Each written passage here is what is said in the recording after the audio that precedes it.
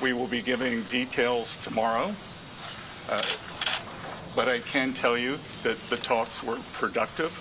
We had the Vice Premier, 2 Vice Ministers who were integrally involved, Ambassador Jamieson and myself, and I spoke to President Trump, as did Ambassador Jamieson last night, and he is fully informed of what is going on. So there will be a complete briefing tomorrow morning. I will turn it over to the ambassador. Thank you, Secretary. I want to echo the Secretary's remarks with respect to the Swiss government. They've been so welcoming, and they've hosted this, and everything has gone off flawlessly, and we appreciate that. And again, to the Chinese negotiators, Vice Premier Liu He, Vice Minister Li Qiangong, and Vice Minister Liao Min worked very diligently, and these are very tough negotiators. A couple of them I know from before and have had past interactions with them. And this was, as the Secretary pointed out, a very constructive 2 days. It's important to understand how quickly we were able to come to agreement, which reflects that perhaps the differences were not so large as maybe thought. That being said, there was a lot of groundwork that went into these 2 days. Just remember why we're here in the first place. The United States has a massive $1.2 trillion trade deficit. So the President declared a national emergency and imposed tariffs. And we're confident that the deal we struck with our Chinese partners will help us to work toward resolving that national emergency. And I would just conclude with saying it was done in the spirit of cooperation, shared interests, mutual respect, and we look forward to sharing the details with you tomorrow morning. Thank you. Thank you. Any questions?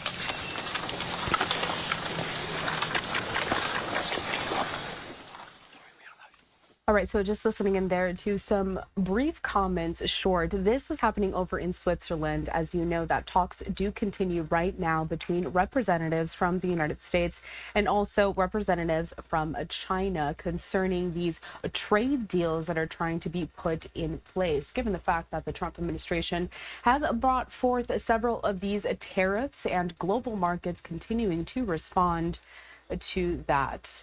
I'd like to continue on this conversation actually by bringing into the program now Marty Latz. He is the author, of the Real Trump Deal, an eye-opening look at how he really negotiates. So Marty, thanks so much for being with us here at Live Now from Fox, and really perfect timing because we weren't expecting those remarks there in Switzerland. Let's get a full breakdown, though. I mean, you wrote a book on how President Trump negotiates, the art of the deal, as he likes to call it. So what do we expect when we even see U.S. representatives trying to negotiate these trade deals? Well, you know, it's really interesting that we're a little bit confused as to what to actually analyze and evaluate in this context. When he was in business for 40 plus years, and I analyzed over 100 of his real estate and other gaming deals, he had very clear, straightforward goals, right? Buy low, sell high. His goal was to make money, but we really don't have a clear understanding in all these trade negotiations as to what he's trying to accomplish. He just did a framework deal with the UK, but we had a trade surplus. So was the goal there to reduce our deficit? Well, that obviously didn't happen. On the other hand, the UK is an important trading partner, and it was very smart of him to start out the negotiations country-wise to try to get a deal with one of our strongest and longest allies. With regard to China, he really hasn't been able to generate the type of leverage that we would like because he's been sticking a stick in the eye of all of our allies, and we need our allies to really generate the type of leverage with China if his goal is to get that trade deficit down. So it's been very difficult to evaluate. When he was in business, it was clear. Obviously, when you're negotiating with, I don't know how many countries at the same time, 20 plus, and you've got different goals and interests with each one of them, it becomes very, very complicated and complex. I want to dive a little bit deeper into that because I think that that's the big question right now is how different it is for the president to do his normal business negotiations when he was just an entrepreneur versus now dealing with all of these global superpowers. So what kind of strategies do you think the president would employ to try to get these successful deals in place? Well, interestingly enough, we know the strategies he's employing because he's been employing them for his entire business career, and he employed them for 4 years during his first term. He's a very instinctive, gut-driven negotiator. And we know that because it's been clear, and we saw that right after Liberation Day when he said no exceptions, no exceptions, but then his gut obviously told him something different, and we've got a 90-day pause.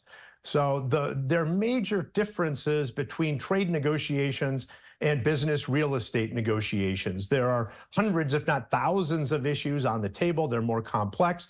There are actually two, if not more, negotiations going on at the same time. You're negotiating with these other countries, but you're also negotiating, in effect, with the American public at the same time. You're also negotiating with Congress. And with both the Republicans and the Democrats on the Hill because of the obviously very narrow majority that he has in both the House and the Senate. So it's incredibly complex and difficult. Some people say that he's playing like, 3-4-dimensional chess. I would say, based on my analysis of his negotiation for the past 40, 50 years, it's really not that complicated to analyze what he's doing. Whether or not it's going to have a successful impact, that's a very different question. I really like that you threw in this fact that not only is he trying to negotiate with other countries, but also with the American people as a whole. Which side do you think is going to be more difficult for the president? Well, I think it's going to be far more difficult for him to get these deals with these other countries. He is a very, as I said before, a very instinctive, intuitive negotiator, and he has a very short-term focus in most of his negotiations. He really doesn't focus on the long-term relationship, and that's consistent with his negotiations in business, right? You buy a building, and once the seller has sold, you usually don't have much of a future relationship with them.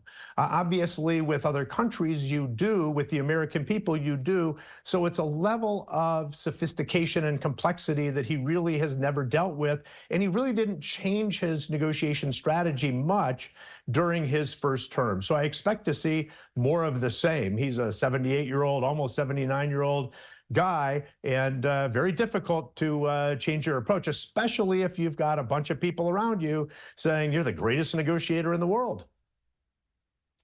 Another question that I think some people have is how long it takes to get these deals on the table and to get them to go through. So we have those short comments featuring the Secretary of the Treasury there, Scott Bessent, over in Switzerland. Tomorrow we're expecting some more comments. But I mean, how long do you think we're going to be going back and forth, seeing the president trying to negotiate with these other world leaders before we get to the consensus that we kind of saw earlier this week with the Prime Minister of the UK?